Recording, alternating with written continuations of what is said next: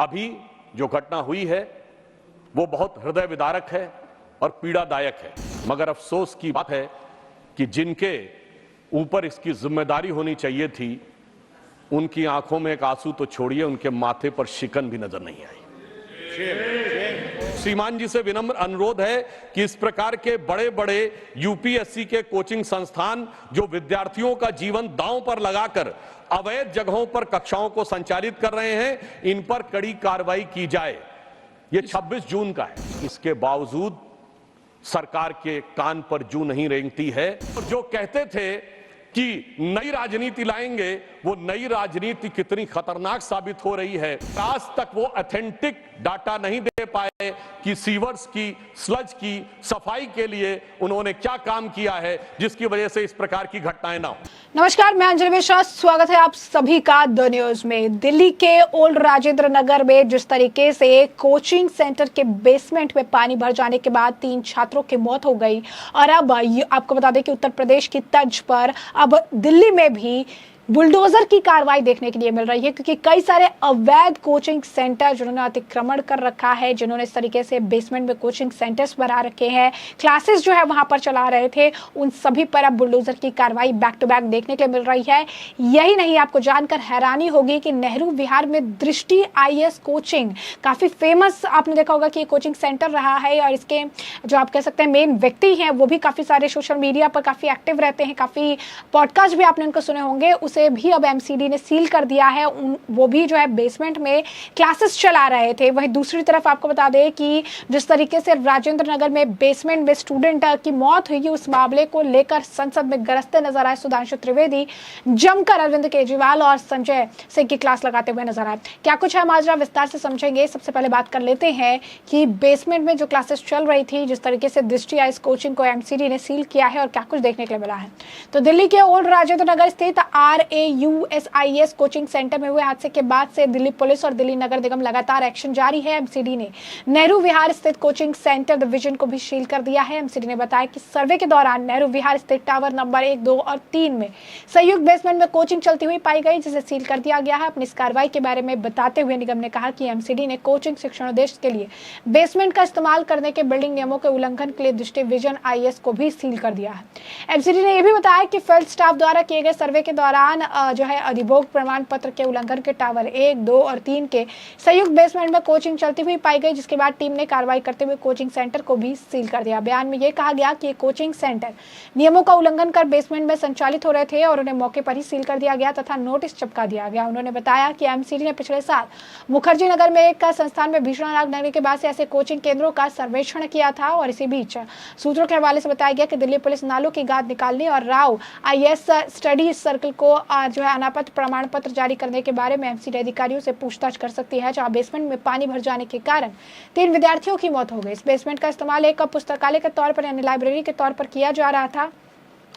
यही नहीं, कई सारे ऐसे ही कोचिंग सेंटर्स हैं जिन कोचिंग सेंटर्स पर बुलडोजर की कार्रवाई देखने के लिए मिली है। कई जगहों पर अतिक्रमण हटाने को लेकर बुलडोजर की कार्रवाई की जा रही है, और लगातार जो है कई सारे ऐसे कोचिंग सेंटर जो बेसमेंट में अपना काम कर रहे थे या बेसमेंट में क्लासेस चला रहे थे, उनके ऊपर भी ये बड़ी कार्रवाई की गई है और बुलडोजर की कार्रवाई करते हुए इन्हें अतिक्रमण मुक्त कराया गया। यूँ कहिए कि बुलडोजर की कार्रवाई करते हुए पूरी तरीके से जो है नियमों का उल्लंघन करने को लेकर अब बुलडोजर को लेकर एमसीडी जो है काफी ज्यादा एक्टिव नजर आ रही है, और एमसीडी ने बुलडोजर की हेल्प से कई जगहों पर जो है इंस्टीट्यूट्स को अब जमीनों जब्त कर दिया है। सूत्रों ने बताया है कि पुलिस इन मुद्दों को लेकर दिल्ली नगर निगम को पत्र लिखने जा रही है, और जांच के दौरान आवश्यक पड़ी तो संबंधित अधिकारियों को पूछताछ के लिए भी बुलाया जा सकता है। बरसाती नालों में गाद निकालने की जिम्मेदारी एमसीडी की होती है। ऐसा आरोप है कि ओल्ड राजेंद्र नगर में राव आईएएस कोचिंग सेंटर के समीप कथित जल निकासी प्रणाली उचित तरीके से काम नहीं कर रही थी, जिसके कारण सड़क पर बारिश का पानी इकट्ठा हो गया और कोचिंग सेंटर की इमारत के बेसमेंट में घुस गया। अब ऐसे में आपको बता दें कि कोचिंग सेंटर का ये जो मामला है, ये हादसा का मामला, सुधांशु त्रिवेदी ने भी इस मामले को लेकर सदन में काफी ज्यादा जो है बयानबाजी करते हुए नजर आए। काफी कुछ उन्होंने कहा और केजरीवाल की क्लास लगाई। तो दिल्ली के राजेंद्र नगर इलाके में राव आईएएस कोचिंग सेंटर हादसे में 3 बच्चों की मौत का मामला संसद में भी उठा। राज्यसभा में इस मसले पर सभी सदस्यों ने संवेदना जताई। इस दौरान भाजपा नेता सुधांशु त्रिवेदी ने इस हादसे के लिए दिल्ली की आम आदमी पार्टी की सरकार को जिम्मेदार ठहराया और कहा कि हर बात पर दिल्ली की जनता के साथ खड़ा होना होने की बात करने वाले मुख्यमंत्री अरविंद केजरीवाल का इस मसले को लेकर कोई बयान नहीं आया है। उन्होंने कहा कि यह हादसा पीड़ादायक है, जिनके ऊपर इनकी जिम्मेदारी होनी चाहिए उनके माथे पर शिकन तक नहीं आई है। बजाय इसके वे नाना प्रकार की चीजों में अपना बचाव और निर्लज्जता के साथ राजनीति करते नजर आ रहे हैं। लापरवाही और अनुचित भावना के साथ भ्रम फैलाते हुए नजर आ रहे हैं। भाजपा नेता ने आगे कहा कि यह घटना अचानक नहीं हुई। अनेक छात्रों ने शिकायत की। 26 जून को एक शिकायत हुई। एक छात्र ने कहा कि बिना परमिशन क्लास संचालित हो रही है। फिर 15 जुलाई को उसने रिमाइंडर डाला, 22 जुलाई को फिर रिमाइंडर दिया, बावजूद इसके सरकार के कान पर जू नहीं रहेंगी।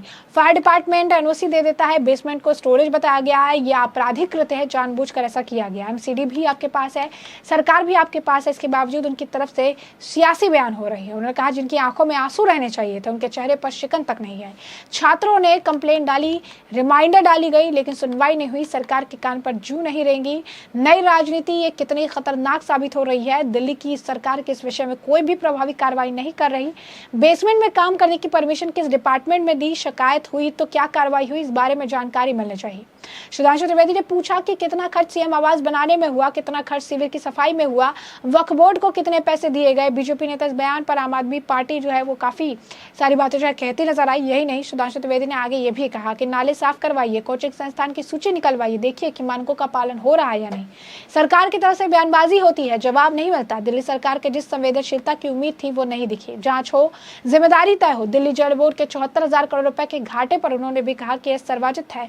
जब से सरकार आई है तब से जल बोर्ड 74,000 जो है करोड़ के घाटे में चल रहा है। यही नहीं, उन्होंने कहा कि वक्फ बोर्ड को पैसे देने के लिए इनके पास इतने पैसे हैं, लेकिन इस तरीके से दिल्ली की जनता के लिए काम कराने के लिए पैसे नहीं। और क्या कुछ कह रहे हैं सुधांशु त्रिवेदी, जरा सुनो। सभापति महोदय, आज मैं बहुत भारी मन से इस विषय के ऊपर अपना विचार रखने के लिए आपके समक्ष प्रस्तुत हूं। एक इस विषय में महत्वपूर्ण बात यह है कि इस विषय पे सभी तरफ से एक समान कंसर्न उभर कर सामने आ रहा है। इस सदन में हम इस विषय पे चर्चा कर रहे हैं, दूसरे सदन में भी इस विषय पे कार्य स्थगन प्रस्ताव के नोटिस हैं, जिसमें कांग्रेस पार्टी की तरफ से भी हैं, और इस सदन में आम आदमी पार्टी की प्रतिनिधि की तरफ से भी यह विषय लाया गया है। यह दर्शाता है कि यह विषय कितना व्यापक और कितनी संवेदना की दरकार रखता है। सभापति महोदय, दिल्ली भारत की राजधानी है। यहां पर लोग अपने जीवन की और राष्ट्र के सेवा की अनेक आकांक्षाओं को लेकर आते हैं। पिछले कुछ वर्षों में हमने देखा कि सिर्फ जीवन यापन के लिए नहीं, नए अवसरों की तलाश में ही नहीं, बल्कि कोचिंग के माध्यम से नए कैरियर की तैयारी के लिए भी भारी संख्या में छात्र आने शुरू हुए। उल्लेखनीय बात यह है कि इसके लिए जो कोचिंग संस्थाएं थीं, उनको जिस प्रकार की व्यवस्था सुनिश्चित करनी चाहिए थी, वैसा होता दिखाई नहीं पड़ा। उससे अधिक संवेदनशील बात यह है कि सरकार को जिस गंभीरता और सतर्कता के साथ उस पर नजर रखनी पड़नी चाहिए थी, वो भी नहीं हुआ। अभी जो घटना हुई है वो बहुत हृदय विदारक है और पीड़ादायक है कि एक सैलाब आया जो 3 बच्चों के जीवन को बहा के ले गया, उनके परिवार की आशाओं और आकांक्षाओं को बढ़ा के ले गया। मगर अफसोस की बात है कि जिनके ऊपर इसकी जिम्मेदारी होनी चाहिए थी, उनकी आंखों में एक आंसू तो छोड़िए, उनके माथे पर शिकन भी नजर नहीं आई। बजाय इसके कि वो नाना प्रकार से चीजों में, इस चीज में अपना बचाव और मैं कहूं कि कुछ हद तक निर्लज्जता के साथ राजनीति करते हुए नजर आए। निर्लज्जता will not go on record. Okay, मैं आपकी बात पर शब्द वापस लेता हूं। मैं कहूंगा पूरी तरीके से लापरवाही के साथ और अनुचित भावना के साथ अपना विचार या यूं कहूं भ्रम फैलाते हुए नजर आए। अब यहां पर यह बात मैं इसलिए कह रहा हूं कि अगर यह घटना अचानक हो गई होती तो हम ये मान सकते थे कि सरकार अनायास इन चीजों को समझ नहीं पाई। मैं सदन के समक्ष यह विषय आपके माध्यम से रखना चाहता हूं कि इस विषय पे संबंधित छात्रों के द्वारा अनेक कंप्लेंट्स की गई और उन कंप्लेंट्स के रिमाइंडर भी किए गए, जिसमें एक कंप्लेंट 26 जुलाई को एक छात्र के द्वारा की गई है, जिसमें उसने बहुत साफ लिखा है कि वो करोल बाग का निवासी है। राव आईएएस के बेसमेंट में परमिशन के बगैर एनओसी के क्लासरूम संचालित हो रहे हैं। मैं पूरी वो नहीं पढ़ रहा हूं। अंत में वो कहता है कि श्रीमान जी से विनम्र अनुरोध है कि इस प्रकार के बड़े बड़े यूपीएससी के कोचिंग संस्थान जो विद्यार्थियों का जीवन दांव पर लगाकर अवैध जगहों पर कक्षाओं को संचालित कर रहे हैं, इन पर कड़ी कार्रवाई की जाए। ये 26 जून का है। ये एप्लीकेशन कहां दी गई? ये एप्लीकेशन एनसीटी दिल्ली को रिसीव की गई है, ministry department of grievance description में। Put it on the table of the house also. Definitely हम ये पुट कर देंगे। आप फ्लोर पे रखता हूं। और उसमें रिमाइंडर भी है। रिमाइंडर है, कोई कार्रवाई नहीं हुई, 15 जुलाई का रिमाइंडर। उसमें वो ये कहते हैं कि sir it is very important and urgent to take the action. फिर 22 जुलाई को, एक हफ्ते के बाद, फिर वो रिमाइंडर देता, sir please take action, the issue of student safety is there. मगर इसके बावजूद सरकार के कान पर जू नहीं रेंगती है और इतनी बड़ी All घटना three अंजाम may हो be जाती है। placed ji, on the table of the definitely. house. अब एक और मैं विषय ध्यान देना चाहता हूं इसी बीच में। ये 26 जून से लेके और 22 जुलाई के बीच की घटना है, परंतु इसी बीच में इसी बिल्डिंग को 9 जुलाई को फायर डिपार्टमेंट एनओसी दे देता है। यानी ये कार्रवाई चल रही है। वो एनओसी की कॉपी भी मैं आपके समक्ष रख सकता हूं और एनओसी में बेसमेंट को स्टोरेज के लिए दिखाया गया है। अब यदि वो फायर डिपार्टमेंट ने एनओसी दी है और स्टोरेज के लिए दिया है, तो क्या बगैर इंस्पेक्शन के किया? क्योंकि 26 जून को शिकायत चल रही है और 9 जुलाई को एक दूसरा विभाग स्टोरेज के लिए दे रहा है, तो या तो बगैर देखे हुए दिया गया है या फिर बहुत देख समझकर किसी अन्य अपरिहार्य कारणों के माध्यम से लिया गया है। तो इसलिए हम ये कह सकते हैं कि ये अपने आप में एक लापरवाही नहीं, बल्कि ये एक प्रकार का एक आपराधिक कृत्य है, एक प्रकार की क्रिमिनल नेग्लिजेंस है, जिसमें जानते बूझते बच्चों को उस हद तक उनके जीवन को खतरे में डालने के तक ले जाया गया। और मुझे अधिक वेदना इसलिए होती है सभापति महोदय कि दिल्ली में मात्र कुछ दिन पहले पीने के पानी की किल्लत थी और उससे लोगों की जान जहमत में थी। आज सीवर के पानी से जान हलकान है। आप सोचिए कि जो लोग इतने लंबे समय से हुकूमत कर रहे हैं और पहले कहते थे हमारे पास ये नहीं है, हमारे पास वो नहीं है, आज तो एमसीडी भी आपके पास है, सरकार भी आपके पास है, और जो कहते थे कि नई राजनीति लाएंगे, वो नई राजनीति कितनी खतरनाक साबित हो रही है और लोगों की जान कैसी हलकान किए हुए है, और उसके बावजूद उनकी तरफ से सिर्फ सियासी बयान है और इसके अलावा कुछ भी नहीं है। मैं ये भी कहना चाहता हूं महोदय, अभी हम लोग जुलाई के महीने में 6 महीने बाद जाड़े का दौर शुरू होगा, सांस लेने की भी तकलीफ होगी। यानी पानी का विषय हो, जमुना की सफाई का विषय हो या सांस हवा की सफाई का विषय हो, सारी बातों पे सिर्फ बातें होती रही हैं और समय के अनुसार ये अपना स्टैंड समय समय पर चेंज करते रहे। यहां पर मैं एक और बात बताना चाहता हूं, यदि किसी व्यक्ति के साथ कोई हादसा हो जाए, मान लीजिए उन बच्चों के साथ यह स्थिति हुई, आप अस्पताल ले जाना चाहें, तो मैं बताना चाहूंगा कि मीडिया में रिपोर्ट अवेलेबल है कि हाई कोर्ट ने इस पे टिप्पणी की है कि बहुत कम। एक सेकंड जी माननीय सदस्य, ये गंभीर विषय है और सदन में 2 बातों का ध्यान रखना पड़ेगा। एक तो आप विषय पर ही बोले और दूसरा मीडिया रिपोर्ट को आधार नहीं बनाए। आप वही सर, ये हाई कोर्ट के जजमेंट को कोट कर रहा हूं। नहीं, जजमेंट की कॉपी आपके पास है, उसकी प्रतिलिपि रखनी पड़ेगी जी, क्योंकि मीडिया में कुछ भी आ जाए उसको आधार मत बनाइए।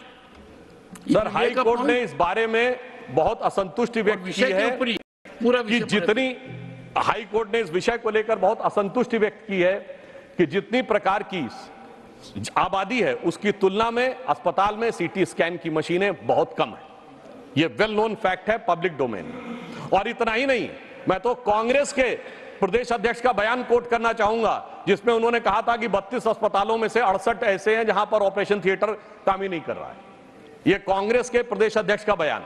अर्थात ये मैं सिर्फ ये बताना चाहता हूं, लोगों की जान के प्रति लापरवाही का विषय की सीमा तक है और उस सीमा पर चलते हुए ये स्थितियां इस प्रकार की आती हैं कि नोटिसेस छात्रों के द्वारा हैं, आगाह जनता के द्वारा किया जा रहा है, परंतु उसके बावजूद हमारी दिल्ली की सरकार इस विषय में किसी भी प्रकार का कोई प्रभावी कार्रवाई नहीं कर रही। आज मैं आपके माध्यम से पूछना चाहता हूं कि दिल्ली सरकार के पीडब्ल्यूडी डिपार्टमेंट और एमसीडी को, क्योंकि इसमें जो मुख्य कारण रहा, सफाई नहीं की गई, सीवर में स्लिटिंग की सफाई नहीं की गई, जिसकी वजह से सीवर का पानी बैकफायर किया और मात्र 2-3 मिनट के अंदर पूरा का पूरा बेसमेंट जिस तरीके से भर गया।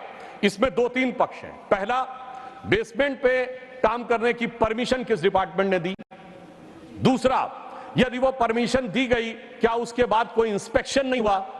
तीसरा, कि यदि उसके ऊपर कोई शिकायत की गई तो उसके ऊपर कोई कार्रवाई की गई नहीं। और चौथा, आसपास के सीवरों की जो स्लिट स्लज थी उसकी सफाई की गई या नहीं, इस बारे में जानकारी या सदन जानने की आवश्यकता रखता है, क्योंकि इन चारों चीजों ने मिलकर उन 3 बच्चों की जान के साथ खिलवाड़ किया है।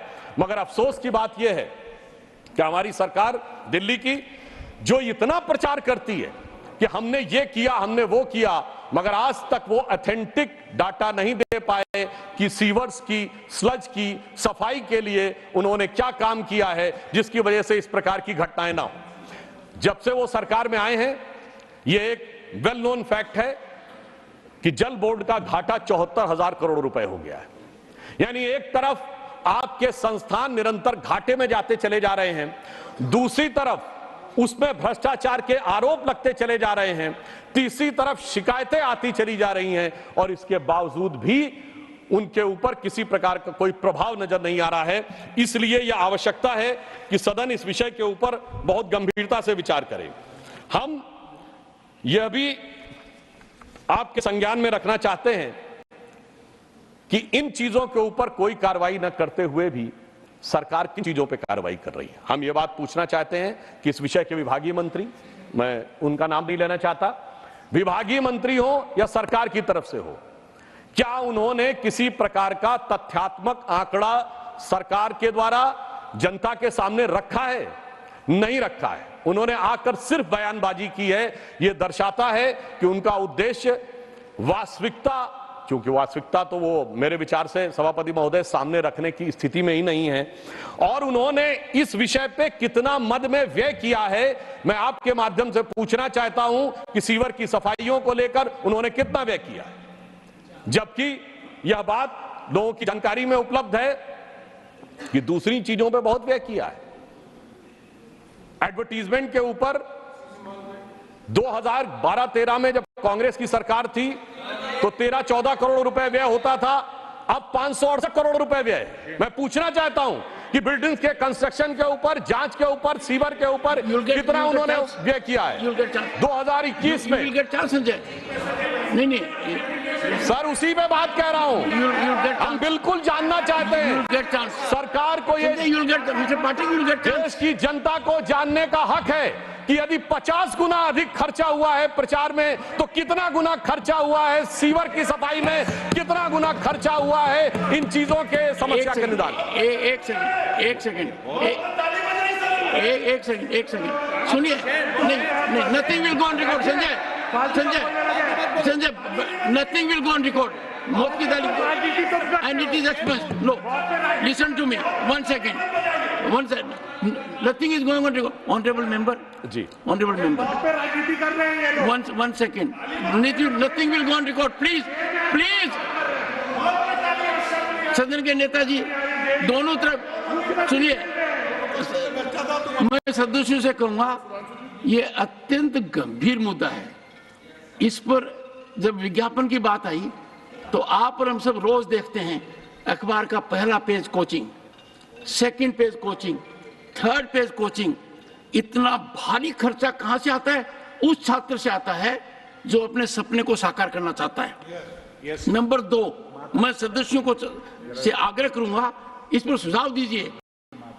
सीमित दायरा है कोचिंग का, जहां आवश्यकता इस भारत को स्किल की है, स्किलिंग के लिए इतना कुछ हो रहा है, कोचिंग एक सीमित दायरे में सभी को उसमें डाल रहे हैं। ये एक ऐसा साइलो हो गया है जो गैस चैम्बर से कम नहीं है। तो आज के दिन सदस्यों को इस ओर ध्यान देना चाहिए और आगे के मार्गदर्शन की बात करनी चाहिए। ये घटना दुखद है, पर इस घटना जो लोग 3 गए हैं उनकी आत्मा को संतुष्टि मिलेगी। यदि अगर इस सदन में हम सुझाव देंगे कि हमारे देश के नवयुवकों को कितने मौके हैं, किन किन जगह मौके हैं, मैं आपको एक बात बताता हूं। जब मैं इसरो गया, मैं आश्चर्यचकित रह गया। वहां कोई IIT का नहीं था, कोई IIM का नहीं था, सब गांव के थे, गांव के स्कूल के पढ़े हुए थे। यदि अगर हम डिसाइलो नहीं करेंगे समस्या होगी। तो Sudhanshu ji, make constructive suggestions also. Sir, मैंने यह विषय के संदर्भ में ही कहा है, क्योंकि समस्या जल निकासी के कारण हुई। जल निकासी के लिए जो PWD, MCD और जल बोर्ड जिम्मेदार है, यदि वो हजारों करोड़ के घाटे में जा रहा है तो सरकार निरंतर उस चीज पे ध्यान न देकर, जहां जल निकासी की बड़ी समस्या है, यदि प्रचार पे ध्यान दे रही है, तो यह विषय सदन के माध्यम से जनता के ध्यान में हम अवश्य लाना चाहेंगे। इसलिए मैंने सिर्फ यह फैक्ट रखा कि एक दिशा में 50 गुना अधिक खर्च किया गया और दूसरी तरफ वो कर्जे में दबता चला गया, उधर कोई ध्यान नहीं दिया गया जल बोर्ड के लिए। इसलिए मैंने यह तथ्य आपके संज्ञान में रखा। यहां पे मैं यह भी कहना चाहूंगा, मैं विषयांतर में नहीं जाना चाहता था, परंतु हमारे माननीय सदस्य ने कहा तो मैं ये भी कहना चाहूंगा, इसी दौर में सैकड़ों करोड़ का शीश महल बन के तैयार हो गया, मगर सीवर की सफाई नहीं हो पाई। और यदि मेरी बात पे आपत्ति है हमारे सम्मानित सदस्य को, तो वो ये आंकड़ा सामने रख दें कि कितना खर्चा उन्होंने उस कंस्ट्रक्शन पे किया था और कितना इन्होंने खर्चा इस कंस्ट्रक्शन पे किया है। तो मेरे विचार से जनता के सामने दूध का दूध, पानी का पानी हो जाएगा। ये बात इसलिए आवश्यक है कि ये मामला सिर्फ एक कानूनी नहीं है, ये मामला सिर्फ तकनीकी नहीं है कि कोई टेक्निकल फेलोर हो गई है। ये मामला एक जहनी सोच का है, जिसमें कि लोगों की जान की कीमत के बारे में बहुत हल्के तरीके से सोचा जाता है और किसी दूसरे प्रकार की राजनीति के बारे में बहुत भारी तरीके से सोचा जाता है। मैं वैसे तो एक और आपके सामने फैक्ट रखना चाहूंगा, हो सकता है कि मेरे विरोधियों को इस बात के ऊपर बहुत आपत्ति हो, इन्होंने कई और मदों में कई गुने खर्चा बढ़ाया है। 2012-13 में वक्फ बोर्ड को 1.25 करोड़ रुपए देते थे, अब 71 करोड़ रुपए दे रहे हैं, वहां 70 गुना बढ़ा दिया है। मगर मैं पूछना चाहता हूं कि इन चीजों की सफाई के लिए, कंस्ट्रक्शन के लिए कितना गुना पैसा बढ़ाया है, इस बारे में जानकारी दें। यह दर्शाता है कि जांच हो, धन का आवंटन हो, उसके ऊपर निगरानी रखनी हो या उसके ऊपर बयान देना हो, किसी भी प्रकार की कोई संवेदना नजर नहीं आती। और फिर मैं यह भी कहना चाहूंगा कि इतनी बड़ी घटना हो गई, मगर दिल्ली के माननीय मुख्यमंत्री जो विशेष परिस्थितियों में, विशेष स्थिति में हैं, उनकी तरफ से कोई इस प्रकार का सब्सटेंटिव बयान आया ही नहीं। अरे कम से कम संवेदना व्यक्त करते, एक जांच इंक्वायरी सेटअप करते, वो ये कहते, ये बयान देते जो कह रहे थे कि मैं तो वहां से बैठकर दिल्ली के लोगों के लिए सदैव मेरा दिल धड़क रहा है, मैं तो दिल्ली के लोगों के बारे में ही सोचता रहता हूं। इतनी बड़ी घटना हो गई और उनकी सोच की कोई एक झलक हमें दिखाई नहीं पड़ी। उल्टा मैं ये कहना चाहता हूं कि इन घटनाओं के साथ, इधर दिल्ली के साथ जो मैंने कहा 26 जून से लेके कई शिकायतों से लेके आज तक ये हो रहा था, परंतु जवाब में कोई तथ्यात्मक जवाब नहीं दिए जा रहे थे, सिर्फ ये जानकारियां दी जा रही थीं कि उनका वजन हल्का हो रहा है। मुझे लगता है कि अगर उन्होंने अपने कामों पे ध्यान दिया होता तो मैं उनके अच्छे स्वास्थ्य की कामना करता हूं कि वो स्वस्थ रहें, परंतु मैं कहना चाहता हूं यहां वजन हल्का होने का विषय नहीं है, यहां किरदार हल्का होने का विषय है। और जिस प्रकार का आचरण आम आदमी पार्टी ने दिखाया है, वो निश्चित रूप से उनके आचरण के और उनकी सरकार के परफॉर्मेंस पे संजय बिल्कुल महोदय उस पर चर्चा हो रही है। नहीं देखिए, क्यों, इसमें कौन सी बात है महोदय? अगर महोदय मैं आपके माध्यम से कहना चाहता हूं महोदय, सुधांशु जी मेरे विषय, मेरे एक सेकंड सुन Sanjay, nothing is going on record. Sanjay, nothing is going on record. बैठिए please, let us please Sanjay, take your seat.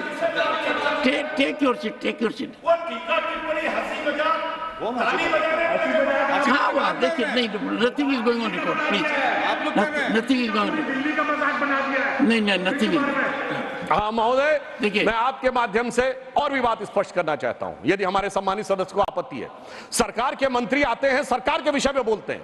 मैं पूछना चाहता हूं, पिछले इतने महीनों में आगे सरकार के मंत्रियों ने कितनी बार सरकार के विषय में बोला है, सरकार की कार्रवाई में बोला है, और यही विषय बोला है ना जिनको लेकर इनको आपत्ति है।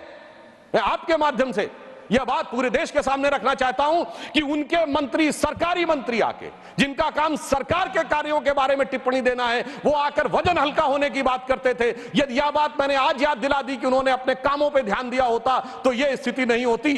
तो उनको इस बात पे आपत्ति हो रही है। तो यहां पर मैं एक और बात भी कहना चाहता हूं, दुखी मन से, मगर यह भी बताते हुए कि सिर्फ बातें करने से काम नहीं होता है, कम से कम कार्य करने चाहिए, गंभीरता से करने चाहिए। उसके बाद मैं 2-3 अपने मन के सुझाव भी व्यक्त करूंगा। वो उनके लिए कहना चाहूंगा कि चंद बातें करना और मुतमई होना नहीं अच्छा। सियासत आखिरी दम तक सभी को आजमाती है, बहुत गलती की गुंजाइश नहीं होती सियासत में, जरा किरदार हल्का हो कहानी डूब जाती है। तो जो आपने किया है वो दिल्ली की जनता की अपेक्षाओं को और जो जिस आधार पर आपको लाया गया था उसको दूर करने का काम किया। अब मैं इन्होंने कहा सुझाव तो मैं बहुत साफ कहना चाहता हूं, जितने गुने पैसे आपने, जितना ध्यान आपने प्रचार प्रसार पर, वक्फ बोर्ड के विस्तार पर दिया है, आप उसकी बजाय ध्यान हटाइए और दिल्ली के सीवरों को साफ करने के लिए धन आवंटित करिए। दूसरा सुझाव यह है कि कोचिंगों के ऊपर आप सारे कोचिंग संस्थानों के बारे में एक सूची लीजिए और उस सूची को लेकर यह सुनिश्चित करिए कि उन्होंने जो जो चीजें की हैं वो अपने मानकों का पालन कर रहे हैं या नहीं। और मैं आपके माध्यम से यह भी अनुरोध करना चाहूंगा कि कृपया हमारे माननीय सदस्य सदन के पटल के ऊपर क्या इस विषय पर कोई ऑथेंटिक डॉक्यूमेंट रख सकते हैं कि अब तक, यानी इस घटना होने से पहले तक, क्या उनकी सरकार ने किसी भी प्रकार का कोई भी कार्रवाई बगैर जांच के अथवा जांच के करके दिखाई है क्या? यदि नहीं की है तो मैं उनसे अनुरोध करूंगा कि अब इस घटना के संज्ञान लेकर कृपया सख्ती के साथ पहले यह तय करें कि कितने कोचिंग संस्थान हैं, वो वास्तविकता में जितने उनको परमिसिबल लिमिट है उसमें वो छात्रों की संख्या रखे हुए कि नहीं, और यदि उन्होंने उनको कहीं रेजिडेंस दे रखा है तो वो रेजिडेंस मानकों के अनुरूप है या नहीं। क्योंकि आज तो महोदय ये तो पानी की घटना हुई, कल के दिन फायर हैजार्ड भी हो सकता था। तो ये बात हम इनसे बहुत स्पष्ट कहना चाहेंगे कि इन बातों के विषय में गंभीरता लें। और अंत में इन्होंने कहा सुझाव, तो एक और सुझाव भी देना चाहूंगा कि इनसे विनम्र निवेदन है कि सरकार चलाइए, सरकार के मंत्री आकर सरकार के कार्यों के बारे में विचार दें, आकर सिर्फ राजनीतिक बयानबाजी, आरोप प्रत्यारोप न करें। क्योंकि अभी तक का इनका स्टाइल ये रहा है कि किसी भी घटना के ऊपर वास्तविक अर्थों में सरकार की तरफ से जो जवाब मिलना चाहिए था वो जवाब देने की बजाय सियासी बयानबाजी होती है। तो मैं अंत में सिर्फ ये कहते हुए अपना निवेदन समाप्त करता हूं कि यह घटना बहुत हृदय विदारक है और इस घटना के बारे में जैसी संवेदनशीलता की अपेक्षा दिल्ली सरकार से थी वो नहीं हुई है। इसलिए इस पे एक गंभीर जांच होनी चाहिए और संबंधित लोगों की जिम्मेदारी सुनिश्चित की जानी चाहिए ताकि भविष्य में ऐसी घटनाओं की पुनरावृत्ति ना हो सके। जैसा कि आपने सुना सुधांशु त्रिवेदी को, जैसा कि हमने आपको जो पूरा मामला जो है बड़े विस्तार से बताया, इस मामले पर आपकी भी जो राय हो हम कमेंट सेक्शन में कमेंट करके जरूर से जरूर साझा करिएगा। धन्यवाद।